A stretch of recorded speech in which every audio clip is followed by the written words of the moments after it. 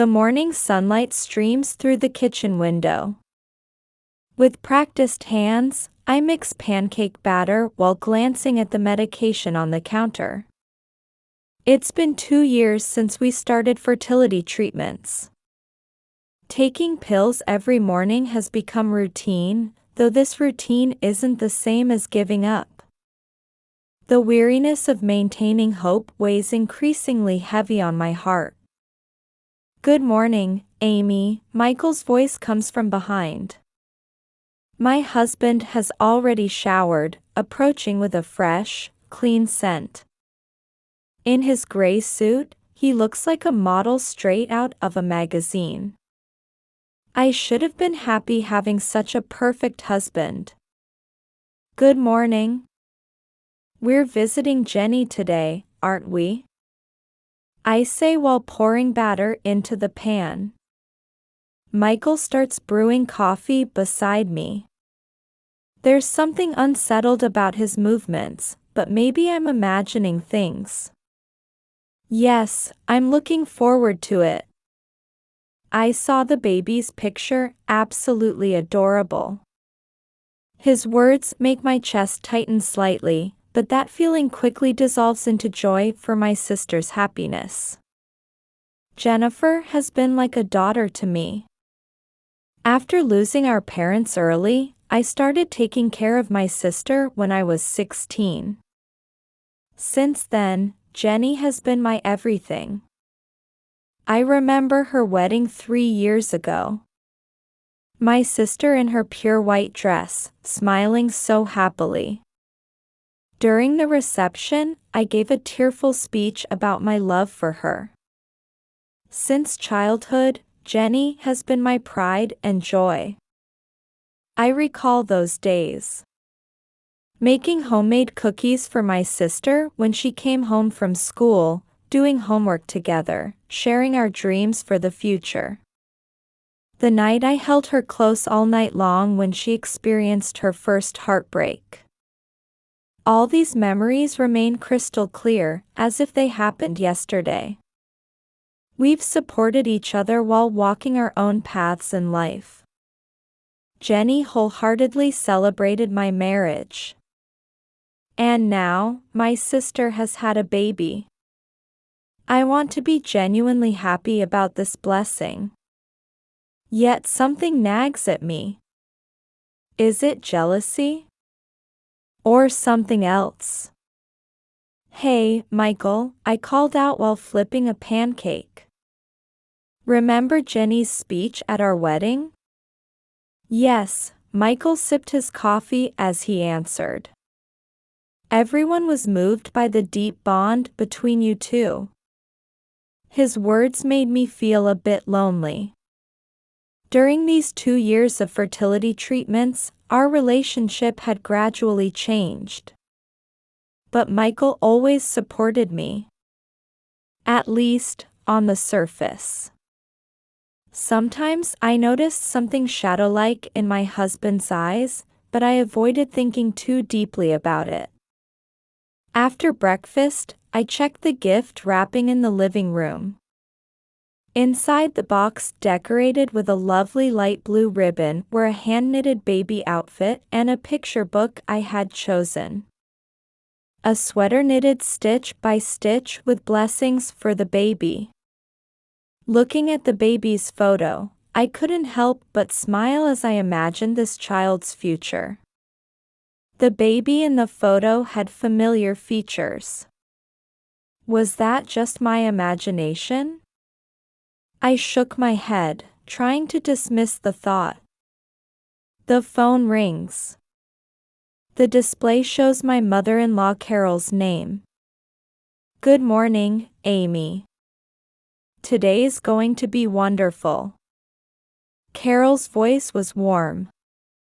For the 3 years since my marriage, my in-laws have treated me like their own daughter. Sometimes I feel even more loved than by my own parents would have. "Yes, we're planning to leave at 10. "That's good. Robert has canceled his morning appointments to come along." We're so excited to meet Jennifer's baby. After ending the call, I looked out the window. A fresh breeze gently rustled the trees in the garden. This is a day I'll never forget. In a quiet suburban neighborhood outside Boston, Michael's car turned a gentle curve and came to a stop in front of my sister's house. "We're here." My voice cut through the tension hanging in the car. Robert's car was already parked in front of the entrance. Blue balloons swayed in the well-maintained lawn. A banner reading, "It's a boy," fluttered gently in the spring breeze. Michael remained holding the steering wheel, pausing before turning off the engine. There was something hesitant about his gesture. "Are you all right?" I asked, studying his profile. "Yes, just a bit nervous." Though something felt off about his words, I got out of the passenger seat. While I retrieved the present from the back seat, Michael was still in the car, letting out a deep sigh. The front door opened, and David appeared. My sister's husband wore an unusually tense expression, different from his typically calm demeanor. "Glad you could make it." His voice lacked its usual warmth. Or was that my imagination? The in-laws were already seated in the living room. Carol stood up and embraced me. In her arms, I felt a moment of comfort. "Amy, thank you for coming." "And Michael, thank you for taking time off work." Robert's voice carried its usual authority. However, his eyes seemed to be searching for something as they followed Michael's movements. "Where's the baby?" I asked, looking around. "Jenny's nursing upstairs. She'll be down soon." I nodded at Carol's words and sat on the sofa. The table was laden with potluck dishes, deviled eggs, pimento cheese sandwiches, and homemade lemonade. Everything appeared perfectly prepared. Yet beneath that perfection lurked something unsettling. David paced between the kitchen and living room as if lying in wait for something. Footsteps descended the stairs, and Jenny appeared holding the baby. My sister, wearing a blue dress, looked remarkably put together for having just given birth. However, there was a shadow in her expression. "Amy." My sister hesitated as she called my name. "Jenny, congratulations." I stood up and approached my sister. The baby was wrapped in a blue blanket, breathing peacefully. "Would you like to hold him?" Jenny's voice trembled. I quietly nodded and took the baby. In that moment, time seemed to stop. The weight of this tiny life felt solid in my arms. The sweet sleeping face had familiar features. That was... What a beautiful baby. Carol peered over my shoulder. "Yes, really." My voice trailed off. Next to me, Michael stared at the baby. His eyes held an emotion I'd never seen before. "I wish I could have my own child." Michael's words fell into the quiet space. In that instant, something snapped inside me. 2 years of fertility treatments. Daily medications. The cycle of hope and despair. And this past week's confrontation with the truth. Everything burst forth at once. "He's right here, isn't he?" My voice was surprisingly cold. The room's atmosphere froze. What did you say? My in-laws' voices overlapped. Their shocked expressions reflected the gravity of the situation. The baby began to whimper softly. But no one moved. The color drained from Jenny's face. Michael turned pale, lost for words. And David slowly stepped forward. In his hand was an envelope. Please let me explain. His voice was quiet but carried firm resolve. In the silence that dominated the room, David approached the table slowly with the brown envelope in hand. His expression showed his determination to speak what needed to be said. David began speaking quietly. Last week, I went to see Amy. At those words, Michael's face tensed. Jenny took a small breath, clutching the baby to her chest. Carol stares at me. Her eyes mix confusion and anxiety. I took a deep breath and slowly nodded. The memory of that day a week ago comes back vividly. It was an ordinary Tuesday afternoon.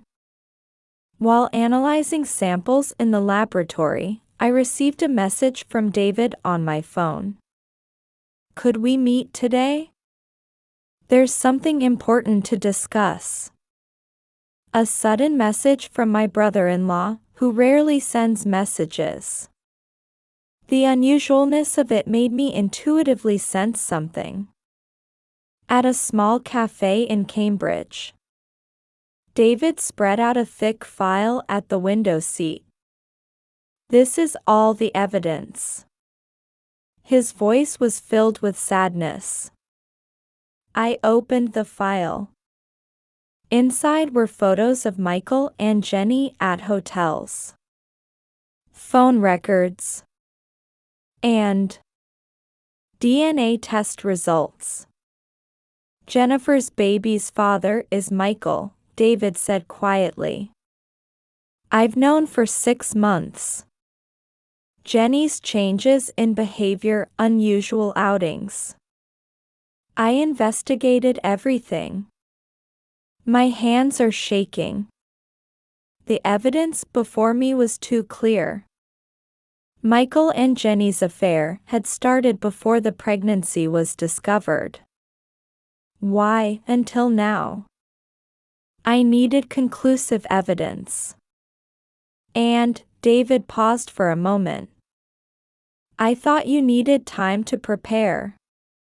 David, please. Stop.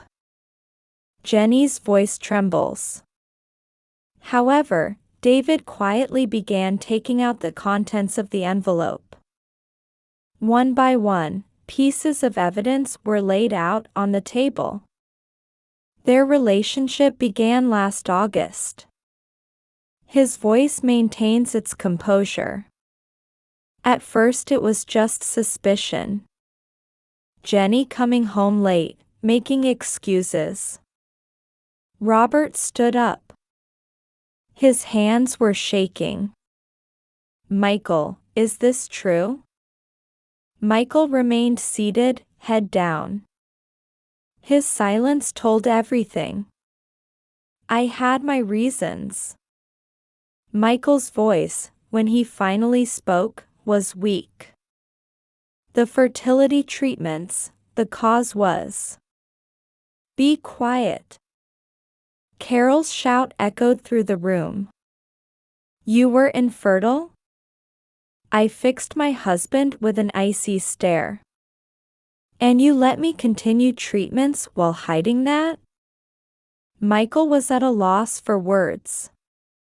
Beside him, Jenny had broken down crying.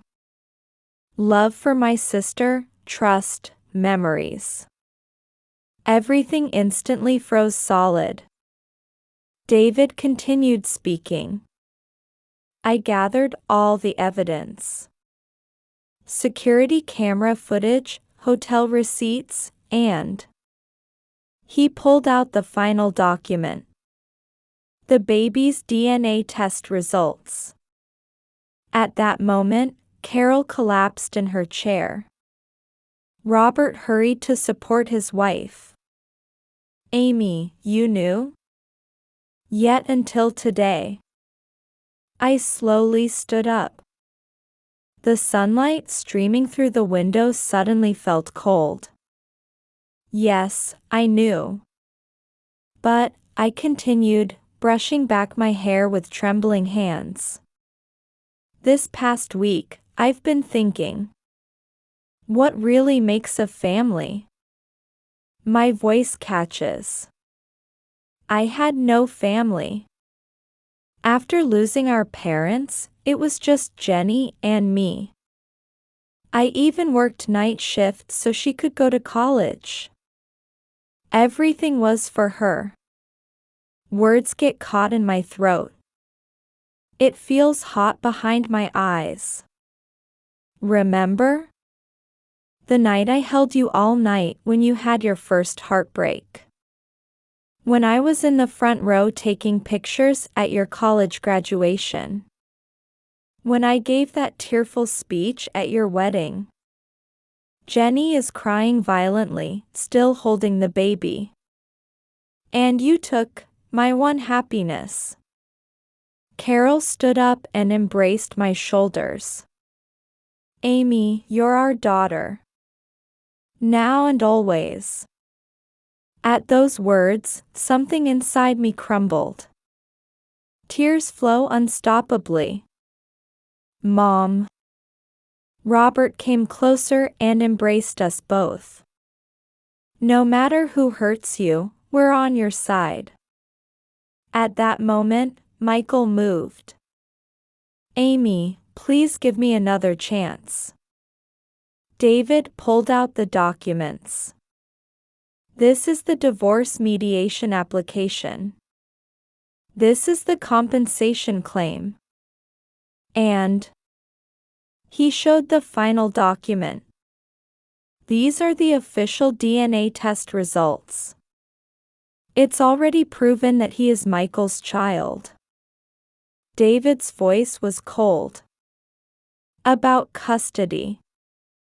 Jenny's voice trembles. The biological father has the right to claim parental rights. David explains matter-of-factly. And child support for a child born of adultery becomes a legal issue. Michael turns pale. Wait, that's... What is there to wait for? Robert shouted. You are no longer my son. Carol, we're leaving. Carol squeezed my hand firmly. Amy, from today you'll live with us. I'll consider my son dead. Carol's voice was filled with determination. A man who betrays family has no right to call me mother. Outside the window, clouds began to cover the sun. The bright sunlight lost its shadow, and the room gradually grew darker. I stood up. David, all the documents are in order? He nodded. I've consulted with the lawyers. I looked at Michael and Jenny. My former husband and former sister, now just traitors. Goodbye. With those words, I left the room. Behind me, Jenny's crying and Michael's pleading voices echoed. But I won't look back. As I left the house with my in-laws, the spring breeze caressed my cheek. It felt like a wind announcing the beginning of a new life. Early summer sunlight streams through the window of the Cambridge Research Facility. I looked up from the microscope and sighed deeply. On the desk calendar, there's a red circle. Today marks exactly 1 year since that day. Amy, I've confirmed today's experimental data. My colleague Sarah called out. Thank you, I answered with a smile. The research was progressing well. Rather, since that incident, I've found myself again by immersing myself in work. Last year's end saw me promoted to leader of a new research project. My phone vibrates. It's a message from Carol. Looking forward to dinner tonight. Robert says he'll be home early too. I smiled gently. My in-laws, no, the two who are now like real parents to me, have supported me throughout this year. The first few months I spent at their suburban home were necessary for healing my emotional wounds. Opening my desk drawer, I see an envelope. The divorce papers from when it was finalized. My 3-year marriage to Michael ended abruptly. I hear he's moved back to his hometown and quit his IT company. They say he's being chased by debt collectors. Carol told me last week. That child has lost everything. Those words stirred no feelings in me. Any emotion for my former husband had completely vanished. I occasionally see Jenny on Facebook. I heard she developed severe depression and spent some time in a facility. After complex legal proceedings, custody of the baby became joint. I hear David has decided to raise the child as his own son. He's a wonderful person.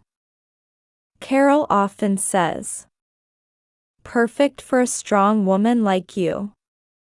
Yes, David. Over the past 6 months, we've gradually grown closer. At first, just as someone to talk to. But his sincerity and kindness have slowly opened my heart. Last weekend, he invited me to dinner. "Amy, we're alike," he said while sipping wine at the restaurant. Wounded, but trying to overcome that pain. I silently gazed at my wine. Indeed, we are similar. We know the pain of betrayal. But we're trying to overcome that pain. There's no need to rush. He smiled kindly. Let's take our time. Outside the research facility window, a wind announcing a new season was blowing. On my desk, a photo frame displays a recent picture with Carol and Robert. Taken on the beach at Cape Cod where the three of us visited on a holiday. Sarah called out again. Want to go for drinks tonight? A new bar just opened. Sorry, I have dinner plans with family tonight. I was a bit surprised by my own words. Family. A year ago, I almost lost the meaning of that word. But now, I've found a new form of family. Carol and Robert shower me with more love than real parents would. My research colleagues have become my new family. And David. My phone vibrates again. This time it's a message from him.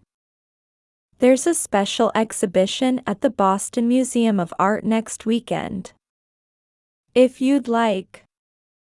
I smiled gently. Before typing my reply, I looked up at the window. Family can change its form, can't it?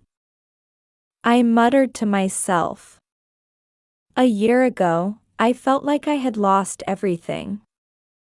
But perhaps that was actually a new beginning. Since stopping the fertility treatment hormones, my health has improved remarkably. The emotional wounds are healing bit by bit. As I type my reply to David, I think about how life can take unexpected turns. But that's not always a bad thing. New family. New love. New life. It all started with that shocking truth. But now, I'm grateful for that truth. Because it led me to true happiness. I stand up and begin taking off my lab coat. Time to go to dinner with family. The form of family has changed. But the essence of love remains the same. Ironically, it was that painful truth that taught me this. As I climb into the taxi, I look up at the sky. There, the dusk announcing a new season spreads quietly.